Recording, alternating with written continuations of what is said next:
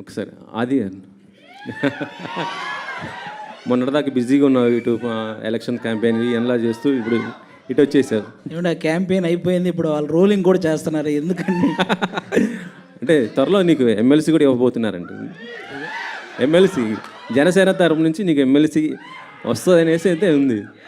అలాంటివి ఏం లేవండి. నేను కళ్యాణ్ గారి కోసం వర్క్ చేశాను. ఆయన బేసిక్గా ఆయన అంటే ఎంత ఇష్టం అంటే, ఆయన ఆనందంలో ఉన్నప్పుడు దూరం నుంచి చూడడం ఇష్టం, ఆయన బాధలో ఉంటే దగ్గరికి వెళ్ళి చూసుకోవడం ఇష్టం, అంతే.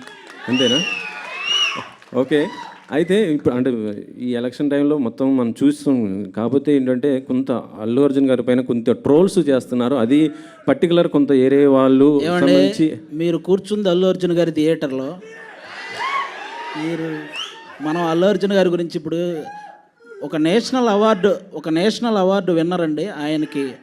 ఆయనకి మనం ఆయన మీద ఎవరైనా ట్రోల్ చేసే వాళ్ళకి నేను జనరల్గా చెప్తున్నాను, కళ్యాణ్ గారికి కానీ లేకపోతే మెగా ఫ్యామిలీ వాళ్ళకి కానీ ఎవరికి కూడా అలాంటి ఫీలింగ్ ఎప్పుడూ ఉండదు.